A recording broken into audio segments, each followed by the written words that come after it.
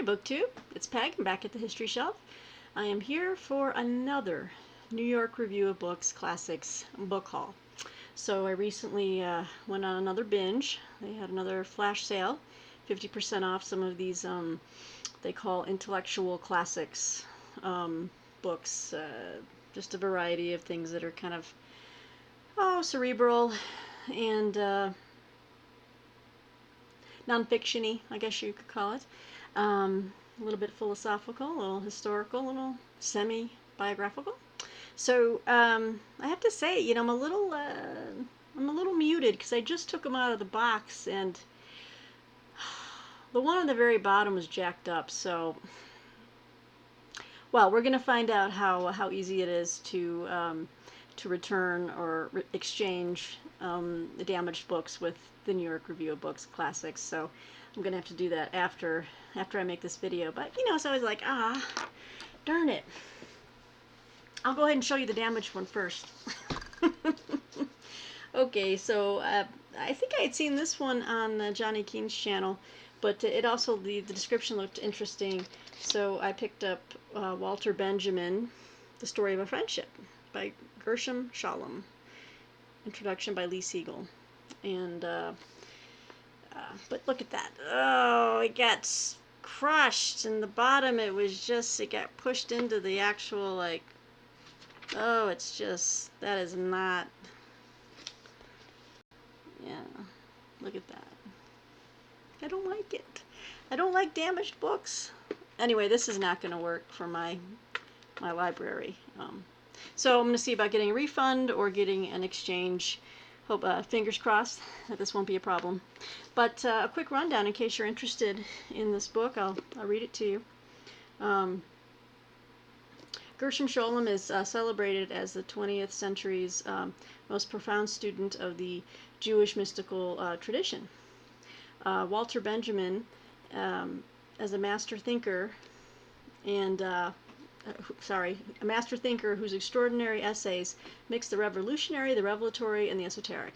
Scholem was a precocious teenager when he met Benjamin, who became his close friend and intellectual mentor. His account of that relationship, which was to remain crucial for both men, is both a celebration of his friend's spellbinding genius and a lament for the personal and intellectual self-destructiveness that culminated in, this might be a spoiler, it culminated in something tragic. I'm not going to say what. But anyway, so that was the first one I got, and I'm going to look to get a better copy. This one is completely hosed. Okay, I was very excited for this one, though. This is The Crisis of the European Mind, 1680 to 1715, by Paul Hazard. And let's give you a little rundown on this one. Paul Hazard's magisterial, widely influential, and beloved intellectual history offers an unforgettable account of the birth of the modern European mind in all its dynamic, inquiring, and an uncertain glory. Beginning his story in the latter half of the 17th century, while also looking back to the Renaissance and forward to the future, he traces the process by which new developments in the sciences, arts, philosophy, and philology came to undermine the stable foundations of the classical world, with its commitment to tradition, stability, proportion, and settled usage. Hazard shows how travelers' tales and archaeological investigation widened European awareness and acceptance of cultural difference. How the radical rationalism of Spinoza and Richard Simon's new historical exegesis of the Bible called into question the revealed truths of religion. How the Huguenot Pierre Bayle's critical dictionary of ideas paved the way for Voltaire and the Enlightenment, even as the empiricism of Locke encouraged a new attention to sensory experience that led to Rousseau and Romanticism. Hazard's range of knowledge is vast, and whether the subject is operas, excavations, or scientific experiments, his brilliant style and powers of description bring to life the thinkers who thought up the modern world. So doesn't that sound juicy and delicious? Sorry. Ooh, that was a mouthful. I don't know how people narrate books. I mean, I'm really in awe of people that can do that. Wow, I need a drink of water after that one. But yeah, so this looks fascinating. Nice type text. Another beautiful, nice light blue color. I just love these books, the way they look all together. Like, just look at the colors. You know, I mean, outstanding. Okay, so that was the next book. Let me just grab a little seltzer. Thank you. Okay, so this next book, so excited to see this. It's a little bit different as far as it doesn't follow the other, the graphic designs of the other books. But this is Sasha Abramsky's The House of 20,000 Books. Look at that. Look at it. This book almost gets lost in my books. Yeah, it's like, woo. That's crazy. Wow. It's trippy. So this book right here, it's the story of Hyman Abramsky, an extraordinary polymath and bibliophile who amassed a vast collection of socialist literature and Jewish history. The atheist son of one of the century's most important rabbis, Hyman was born in 1916 near Minsk, spent his early teenage years in Moscow, and then immigrated to London, where he became involved in left-wing politics. When the Nazis invaded Russia in June 1941, Hyman joined the Communist Party, becoming a leading figure in the party's National Jewish Committee. He remained a member until 1958, when he finally acknowledged the atrocities committed by Stalin. In middle age, Hyman reinvented himself once more as a liberal thinker, humanist, professor, and manuscripts expert for Sotheby's auction house. Journalist Sasha Abramsky recreates here a lost world, bringing to life the people, the books, and the ideas that filled his grandparents' house, from gatherings that included Eric Hobsbawm and Isaiah Berlin to books with Marx's handwritten notes, a 16th century Bomberg Bible, and a first edition of Descartes' Meditations. So, and this is really highly blurbed, but this sounds fascinating. Kind of intrigued to read about it. You know, I'm not a big fan of the Marx and the communist stuff, but hey, that's what I study. So I'm interested in how he might have reinvented himself after becoming after having been his grandparent, his grandfather. How he reinvented himself after that. Oh, he's got pictures in here too. Oh, I guess he really literally walked into a house that had 20,000 books, obviously, and they were just everywhere. So, I mean, I love stuff like that. No matter what the guy's politics were, it's like he was obviously very committed to learning, and I dig that. I got mad props and respect for anyone who does that, whether I agree with their, you know, politics or not, or their ideology, I should say. This is going to be a great read, you guys. So, yeah, let me know if you guys have read this. Let me know if I pronounced anything wrong. I'm sure you will. I've got a sense of humor about it, though. Okay, so on to a little bit of some philosophy for you guys. We got The Living Thoughts of Kierkegaard, edited and with an introduction by W.H. Auden. So, just a great, again, I got these books for like half off, so a lot of these were like maybe $8. It's crazy. These flash sales are insane. So let's see. So we know who Kierkegaard is. I won't read you the whole, like, you know. Okay, so we know who he was. So W.H. Auden assembled this selection from Kierkegaard's work, which draws on both the Danish philosopher's many published works as well as his voluminous private journals.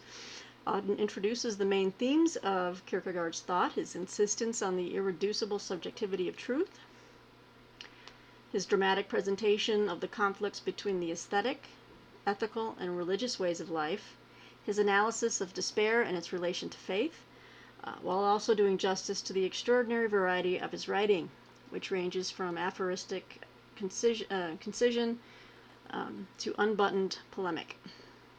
So, very cool. Nice collection of the living thoughts of Kierkegaard, as collected by W.H. Auden. Okay, so finally, and this is the final book I picked up. I've never heard of this writer. The description sounded interesting, and the price was right. So, you know, I'm always willing to try something new. And this is The World as I Found It by Bruce Duffy. Introduction by David Levitt.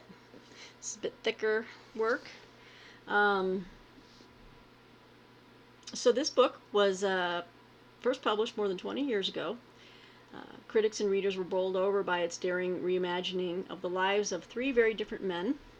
So it's a work of fiction, and it's about the philosophers Bertrand Russell, G.E. Moore, and Ludwig Wittgenstein. This is a brilliant group portrait with the vertiginous displacements of 20th century life looming large in the background. So Duffy's novel depicts times and places as various as Vienna 1900, the trenches of World War I, Bloomsbury, and I love Bloomsbury. I'm a fanatic about Bloomsbury, so perfect. And the colleges of Cambridge. While the complicated main characters appear not only in thought and dispute, but in love and despair. Wittgenstein, a strange, troubled, and troubling man of gnawing contradictions, is at the center of a novel that reminds us that the apparently abstract and formal questions that animate philosophy are nothing less than the intractable matters of life and death. So that sounds fascinating, doesn't it? It had, you know, the description had a little bit of everything that I enjoy. A little bit of intellectualism, historical fiction. I mean, looking at World War I, delves into Bloomsbury, and I've been reading about Bloomsbury and Virginia Woolf, Vanessa Stephen, Duncan Grant, Roger Fry, Carrington, all those guys and gals. So since I was probably early 20s, I really got into it, I think. 18 or 19. Anyway, so The World as I Found It by Bruce Duffy, and it's a novel, and this one is really, it's a big one. Very small type. So as you can see, this is going to be a read. This is 546 pages. Holy cow! 546 pages. Alright, so this is my latest New York Review of Books haul, you guys, and one damaged book. So New York Review of Books, of Classics, please send me an exchange. I will return this one on the bottom. It is really horribly mangled. Alright, well, having said that, guys, I'm going to sign off for tonight. I'll try to make a video tomorrow night, maybe when the swirling snows of Armageddon move in. Again, apparently they're predicting 5 to 9 inches, telling people not to travel anywhere on Tuesday, that it will be impossible. Boomer is back and feeling better. For anyone who's been following, I haven't told you, yeah, Boomer, he had bladder stones and he had surgery last week. He was not a happy dog for a long time, but he's getting back to himself now. And in this video and the last one, yeah, I'm talking to you. He's just looking at me like, bring it. I'm feeling better. He's making biscuits in his bed. We call it making biscuits when he just kind of like, yeah, and he's trying to turn his bed inside out. It's making biscuits. Anyway, wasn't expecting that. So, on that note, gonna go take care of the boy, go feed my girls, go feed myself. And yeah, I'll check in with you guys tomorrow night, hopefully. I have more video topics to discuss, more things to show you. Have a wonderful evening, and be safe out there. Talk to you soon, BookTube. Bye.